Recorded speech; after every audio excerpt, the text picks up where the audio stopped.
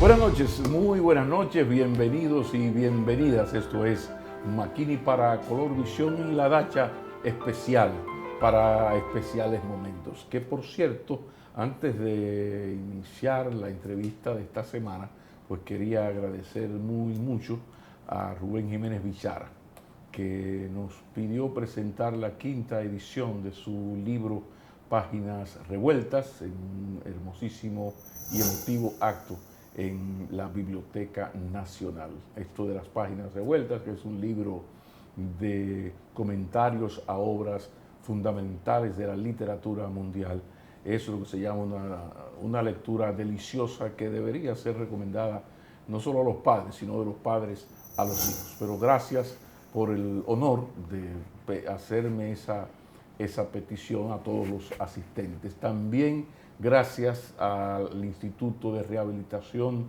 Filial Baní y al Sindicato de Trabajadores Nacionales de la Prensa, Filial Baní también, que nos invitaron también en esta semana a dictar una conferencia sobre la función social del periodismo y la relación del periodismo en la democracia, con la democracia, la importancia del periodismo en la vida democrática. Y fue la verdad que el hecho de que uno pronuncie una conferencia en su pueblo con los amigos de infancia y los más recién llegados, pues les da un sabor entre nostálgico y feliz del caray al momento. Fue un momento muy hermoso, esperamos haber aportado un granito de arena en esta discusión sobre la relativamente perdida función social de los medios de comunicación y este desafío que tiene la prensa, sobre todo la prensa escrita tradicional, ante el avance de las nuevas tecnologías de la información. Pero cuidado que no es de nuevas tecnologías de la información que vamos a hablar, porque esta semana en este país, óigame, que hubo ley de partidos y que revisó ley de partidos, que no se consiguió el quórum para reunir a los diputados, que sí, que no, pero no, esta semana hubo un solo tema en este país. Y fue, ya lo saben todos, el anuncio del inicio de nuestras relaciones, las relaciones de la República Dominicana con la República Popular China. Esto no significa solamente el inicio de unas relaciones con otro país, bienvenido, sino que hay una situación bastante, yo diría hasta dolorosa para el pueblo dominicano, porque es una condición del nuevo socio, implica la ruptura con Taiwán, con la otra China. Entonces hay que hablar de las relaciones históricas de la República Dominicana con China, de dónde viene esto, de los desafíos, hablar de China y la República Dominicana con el que es posiblemente el dominicano que mejor maneja este tema. Se llama Iván Gatón y es experto en temas de geopolítica. Y está aquí, recién traído, hace minutos que se bajó del avión.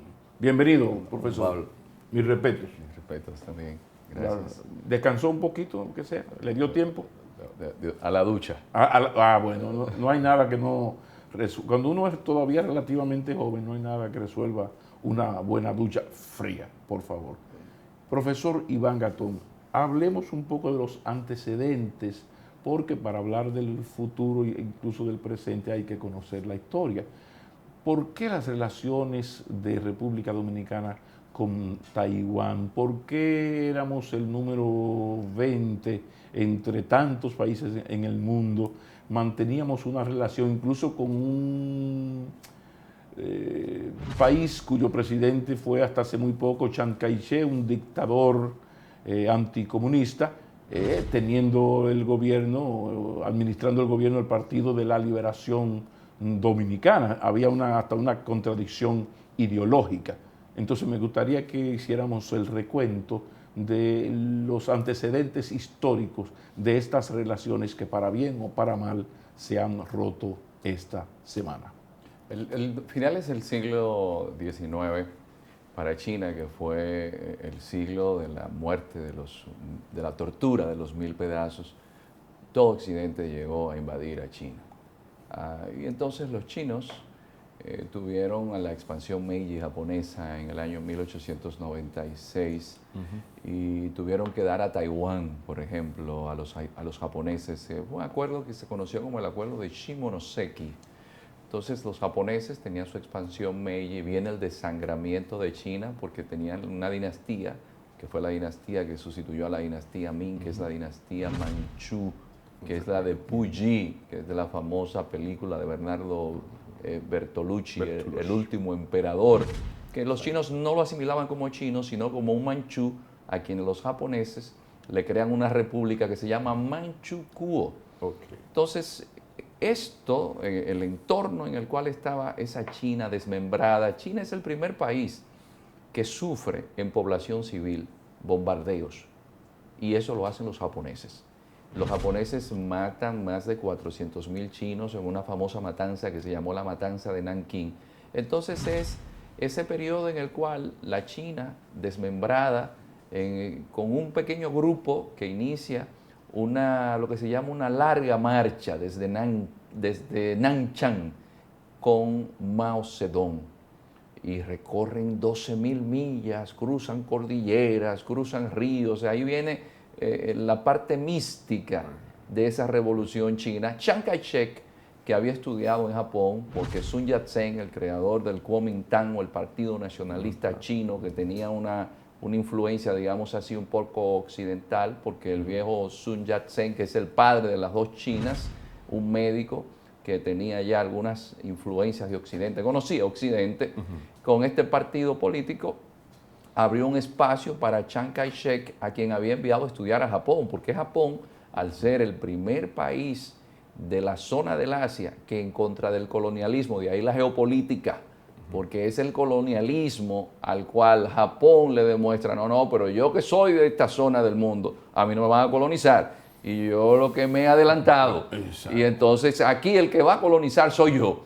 Y esto es lo que explica entonces. Es una especie asiática de América para los americanos, ¿no? Eso la era versión Japón asiática de la doctrina Monroe. Y ahí Chiang Kai-shek, Sí. que tenía esa influencia por el poder blando japonés, por haber estudiado en una academia militar japonesa, cuando los japoneses ocupan China e inciden en China, Sí. no hace como Mao, que dice, no, yo no quiero japoneses aquí, y llegó a coquetear con los japoneses. Los chinos, que creen en el ejemplo, ante todo, vieron en Mao y el movimiento comunista como la oportunidad de librarse del oprobio que había sido romper ese orden chino que venía desde los tiempos de la dinastía mitológica Ia, y de ahí que se aferran a un comunismo que no es el comunismo que ni siquiera en una autocracia rusa zarista de los Romanov no encajó bien, sino en los chinos, que todos lo chinizan. Sí, es la versión Mao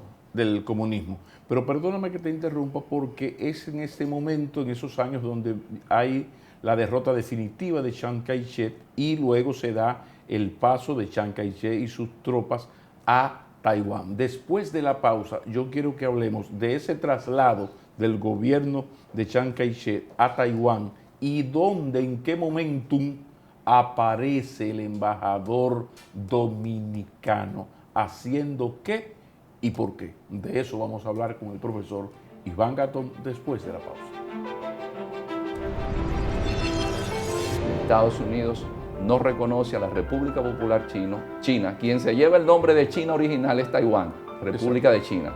China tiene que inventarse un nombre, que es República Popular China.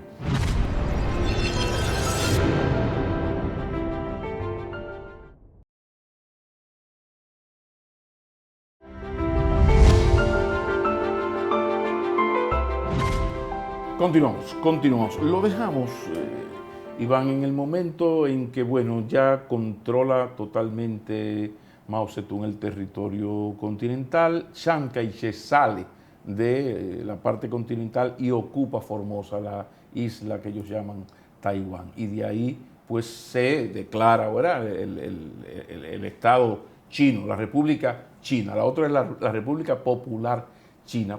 En ese momento, ¿qué papel juega la diplomacia dominicana? Que ya había un vínculo y ya sí teníamos un embajador. Explícame eso, por favor. La Revolución China, Mao triunfa en el 49, pero en el año 1946, el canciller Manuel Arturo Peñavalle, por órdenes de Rafael Leónidas Trujillo Molina, manda a llamar a un munícipe vegano llamado Leonte Guzmán Sánchez. Y él sale desde Santo Domingo, vía México, San Francisco. San Francisco toma el buque presidente James Polk y 2 semanas después es que llega a Nankín, que era donde estaba la capital de China, y presenta cartas credenciales a Chiang Kai-shek. En la medida en que va pasando el tiempo y él va viendo cómo va la revolución, es bueno ver los documentos donde él dice que Occidente está olvidando, incluso con el Plan Marshall, apoyar a Chiang Kai-shek y que los comunistas iban a ganar. Efectivamente, Chiang Kai-shek va siendo empujado hacia el sur y no le queda más remedio que invadir la isla de Taiwán, que ya tenía 13 grupos étnicos, razón por la cual en Taiwán hay inconvenientes siempre porque hay taiwaneses que sienten que fueron invadidos por chinos Han. Tanto es así que hasta hace pocos años las diputaciones eran vitalicias de gente que llegaron con Chiang Kai-shek desde China Popular. Entonces, tenemos una situación de que es a partir de 1949 cuando Chiang Kai-shek se instala en Taiwán, pero veamos lo siguiente, es Guerra Fría. Estados Unidos no reconoce a la República Popular China. Quien se lleva el nombre de China original es Taiwán, República de China. China tiene que inventarse un nombre, que es República Popular China. Y entonces esa China solo la reconoce la Unión de Repúblicas Socialistas Soviéticas, Corea del Norte, con Kim Il-sung, y también Suecia. Entonces hasta el año ya 1972 que comienza la diplomacia del ping-pong. Detente ahí porque precisamente ahí se comienza esa etapa que termina en el 72, donde está el país tapón. Ahora está Taiwán protegido por los Estados Unidos y los países no comunistas, y está la República Popular China, apoyada por la Unión Soviética sobre todo, y los países que tú mencionas. Esto continúa a través del tiempo hasta que, vea usted, se toma la decisión en los Estados Unidos, y ojalá que me explique por qué, de establecer las relaciones con la China popular y comunista, la de Mao Zedong, con la condición de dejar fuera. O sea, el primer país que le da la patada, que saca de circulación a la república, la que entonces era la única república de Taiwán, porque la otra era la República China, la otra era la República Popular de China, fueron esos señores, fueron los Estados Unidos en una acción de pura geopolítica. ¿Cómo se llegó ahí y cuáles razones explican que los Estados Unidos, que habían hecho florecer, habían ayudado al desarrollo de su Taiwán, en un momento, 20 y tantos años, giran y le dicen: no, usted no es ni siquiera de la ONU, nos vemos? Y le dejan 20 y tantos países del mundo, entre ellos nosotros, con relaciones. ¿Cómo llegamos ahí? En el año 1969 ocurre un incidente en la isla Shenbao, en las cercanías del río Ussuri, por un tema de geopolítica. Los chinos tenían disputas con los rusos en la frontera, entonces lo que deciden los chinos es matar 40 soldados soviéticos, incluyendo un coronel. Kissinger se da cuenta de la situación, aprovecha, llega al Pakistán de Zia al-Haq con un doble. La gente cree que está en Islamabad, pero el hombre está volando hacia Pekín, se reúne con Zhou Enlai, el gran timonel da la luz verde, porque la Guerra Fría que había entrado al Asia a través de la Revolución China ya tenía otros lugares con incendios. que era Vietnam, que ya había sido el tema de Corea, y lo que deciden es, por la doctrina de la contención de Forrest Gump, porque estaba en un momento álgido la guerra de Vietnam, es, no, pero aquí el comunismo se va a ver herido del corazón cuando se haga el rompimiento entre China y los rusos. Ahí vemos luego cómo en el 1972, con esa diplomacia del ping-pong de Kissinger, los chinos deciden, no, me voy con los americanos, dejo total y absolutamente de un lado a los rusos, y ahí quitan a Taiwán, que es representante permanente en el Consejo de Seguridad.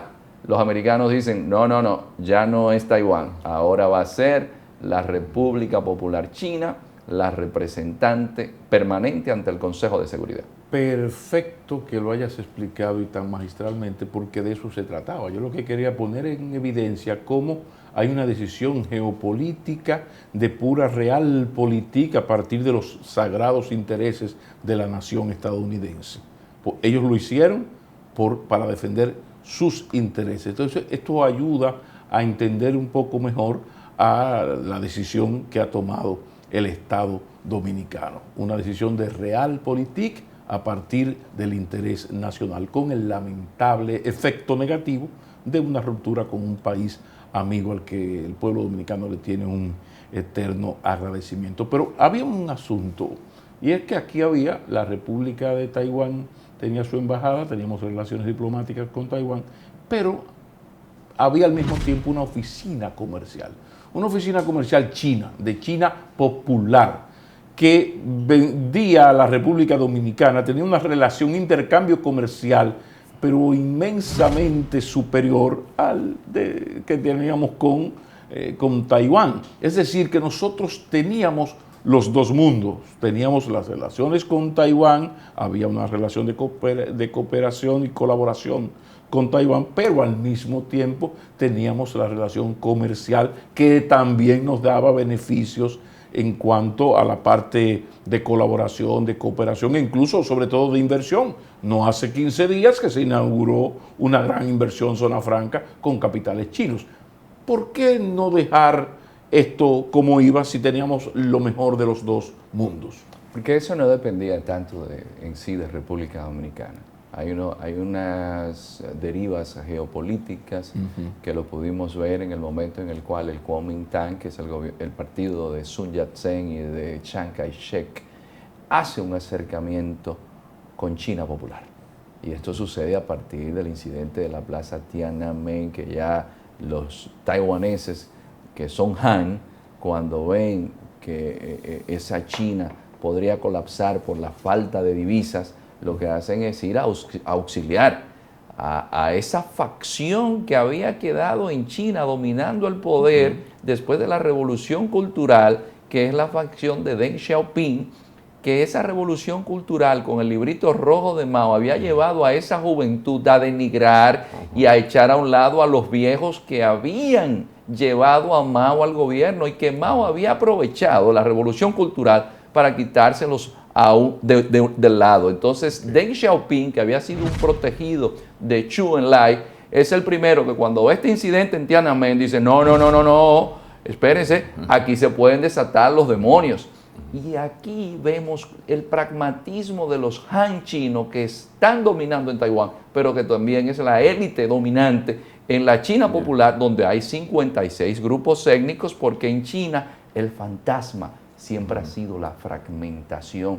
Y entonces los Kuomintang y los chinos populares hicieron un acuerdo: no te quito más embajada, vamos a hacer un acuerdo que se llama el Acuerdo de Colaboración del Estrecho de Taiwán. Comienzan a llegar 3 millones de turistas chinos, porque la revolución cultural había dicho que eso era arte burgués, todo lo que había de esas dinastías como las Ming, como la dinastía Yuan.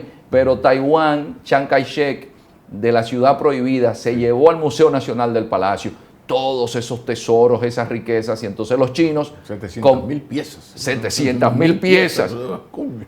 Y entonces los chinos viajaban solamente para ir a ese museo porque la revolución cultural acabó con todo. O sea, tú me estás diciendo que eso fue lo que generó una especie de luna de miel entre las dos Chinas a partir de los Shang, ¿no? Del Kuomintang. No, no, y del segmento Han. Han, perdón, Han. Que están en las dos. Están en los dos. Entonces, ese es el momento donde la República Dominicana hace un coqueteo de relaciones y le dice, no, pero ¿para qué, señor Fernández Reina? ¿Para qué si aquí nos estamos llevando muy bien? Entonces, bueno, salió esa presidenta, ese presidente, y entra esta etapa donde la peor expresión de eso es la llamada del señor Trump, no al presidente de la República Popular China, sino a la presidenta de Taiwán. Tsai Ing-wen.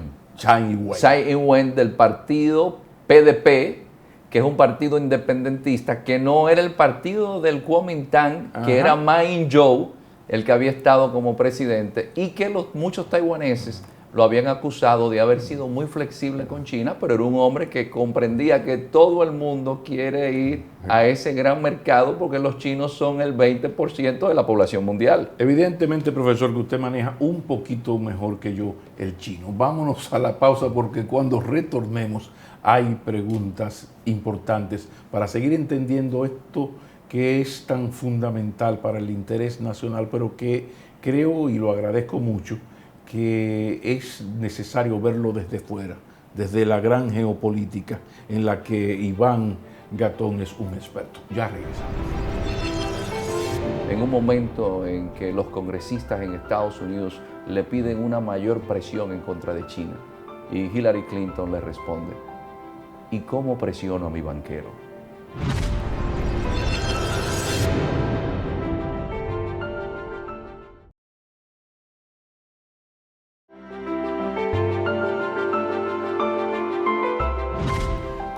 Continuamos.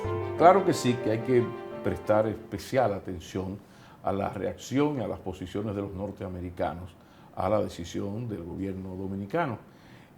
Creo que es importante destacar, la agencia EFE esta semana presentó una información donde un alto funcionario que mantuvo su anonimato habla de que, cito, estos esfuerzos por alterar el status quo no ayudan.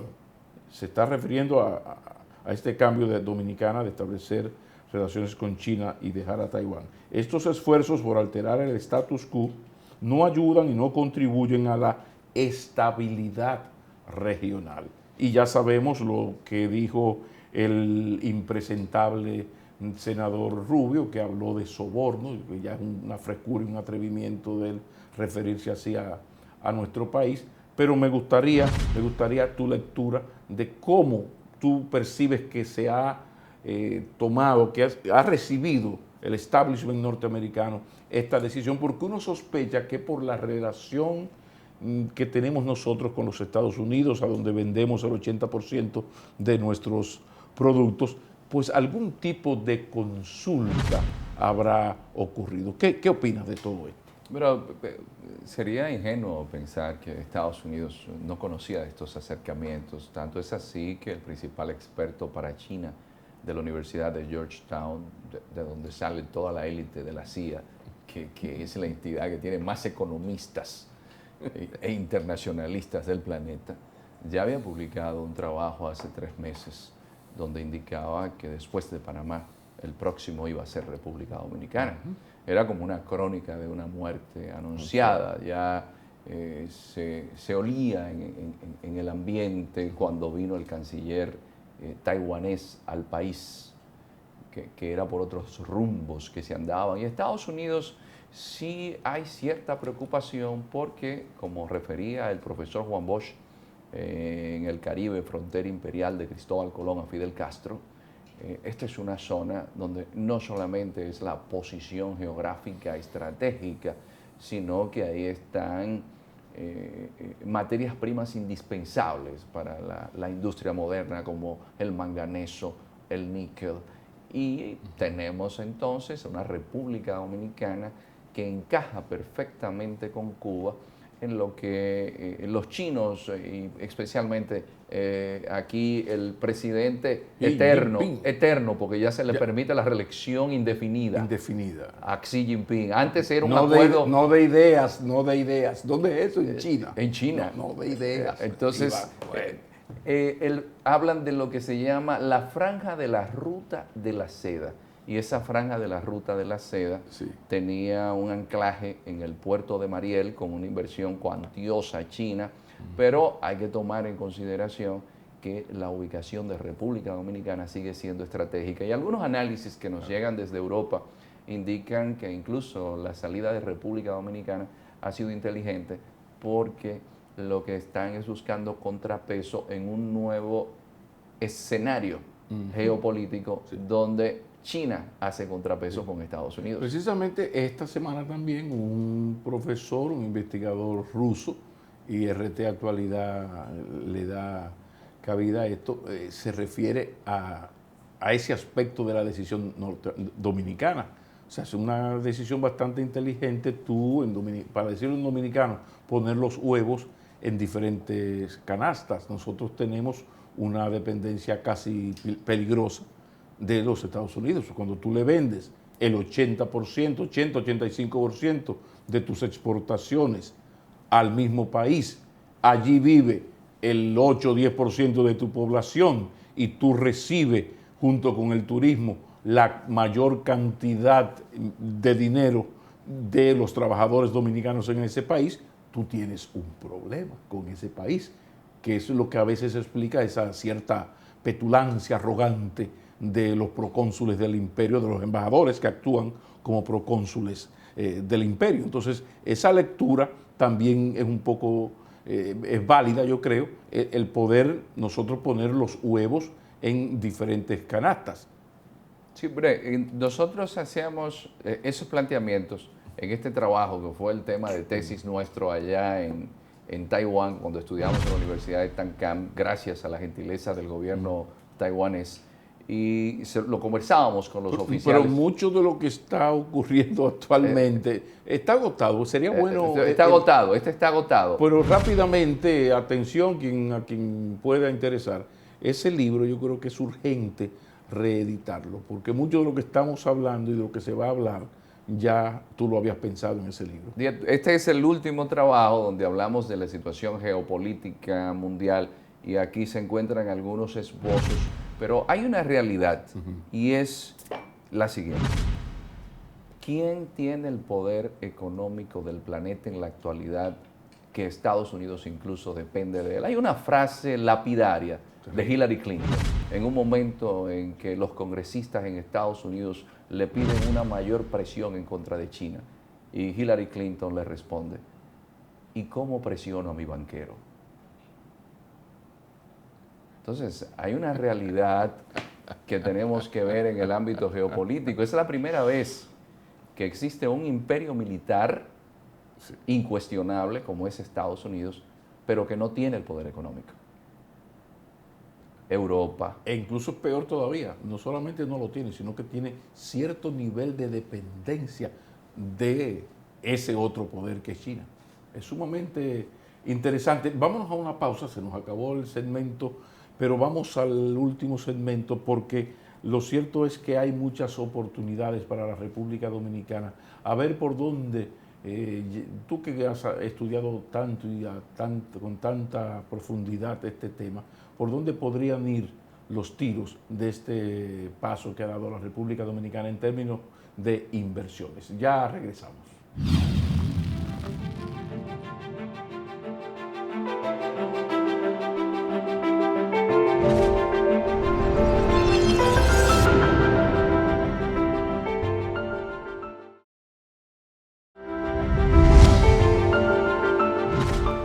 Estamos en Makini conversando con el profesor Iván Gatón sobre esta entrada de la República Dominicana en estos públicos amores con la República Popular China.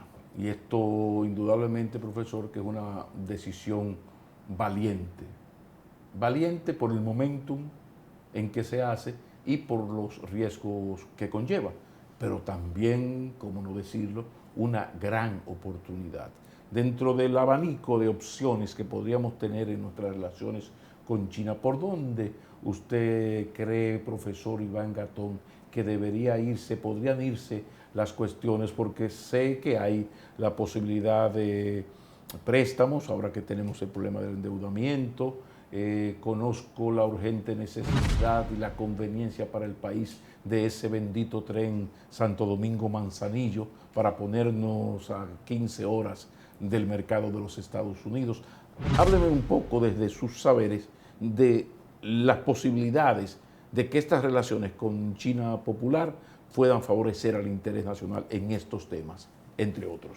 No, en primer lugar, tomar en consideración que la República Dominicana es la primera economía de Centroamérica y el Caribe, lo cual a los chinos le despierta mucho interés porque saben que sus inversiones aquí pueden estar garantizadas. De hecho, en la construcción de viviendas de bajo costo es uno de los puntos en los cuales se estuvo haciendo énfasis para iniciar las relaciones. De igual forma, en la construcción de plantas eléctricas de gas. El puerto de Manzanillo, que está a un paso, digamos así, de Estados Unidos, sí. Aprovechando el DR-CAFTA, sería una opción de primera, porque muchas de las empresas chinas ya están instaladas en República Dominicana para aprovechar este acuerdo de libre comercio y a través de esos privilegios, digamos así, arancelarios, llegar al mercado estadounidense. La minería, por supuesto, para los chinos la minería es fundamental. De hecho, China maneja el 92% de la producción de tierras raras del planeta, que son todos esos minerales imprescindibles para la industria tecnológica del siglo XXI, y la isla de Santo Domingo completa tiene una gran cantidad de minerales. Recordemos que lo que era Falcon Bridge luego fue comprada por una empresa china. Claro. Es decir, que los chinos también pueden hacer inversiones en infraestructura, claro, carreteras. El único inconveniente, y esto es bueno observarlo porque quizás necesite de un cambio en nuestra legislación laboral, es que los chinos utilizan trabajadores chinos. Ha sido un problema con China a nivel mundial. El 80-20 que se exige aquí. Lo hacen pero al revés. Lo hacen al revés, y ya hubo un antecedente con una fábrica de cemento que hay en una zona del país, que fue llave en mano. Entonces los chinos llevan sus trabajadores.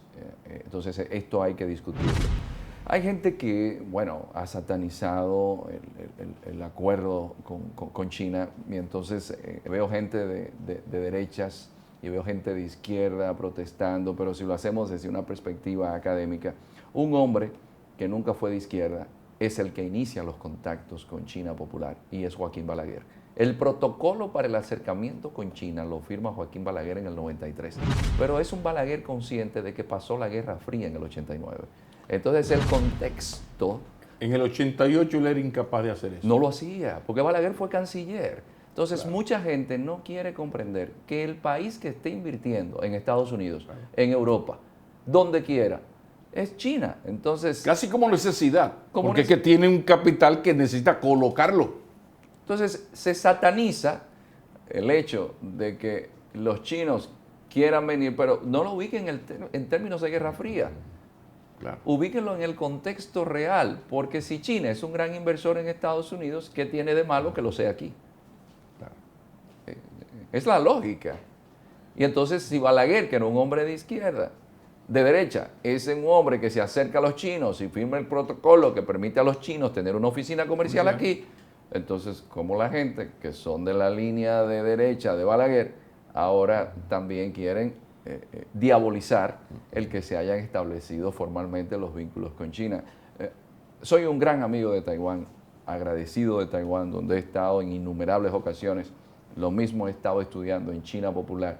Pero hay un asunto: los estados no tienen amigos, tienen intereses. Bueno, yo creo que no es una indiscreción, porque tú estabas ahí, no se dijo a escondidas, en nuestro viaje. Tú recordarás que cuando conversamos con aquel vicecanciller, que yo le decía, mire, usted me excusa, yo quiero... José María Liu. Yo quiero hacer, sí, que estaba el embajador Soto Jiménez, o yo quiero hacer de abogado del diablo, pero lo cierto es que un país como la República Dominicana no puede darse el lujo de, en el momento que China Popular acepte, se acerque, decirle que no. O sea, yo lo vi claro y quise decírselo porque estaba muy agradecido de la invitación y tú sabes lo bien que los excelentes anfitriones que son, pero así ha ocurrido. El agradecimiento hacia el pueblo de Taiwán y sus gobiernos de parte del pueblo dominicano es inmenso. Pero volvemos al tema porque hay un aspecto que me gustaría insistir y es primero, la economía china tiene un asunto de colocar capitales, un maravilloso asunto que es lo que le hace tan importante por aquello de bonos del tesoro de los Estados Unidos, pero resulta que se junta el hambre con las ganas de comer. En la República Dominicana el modelo de endeudamiento se va desgastando. Estamos muy bien situados actualmente, pero eso podría ir disminuyendo y el tiempo pasa.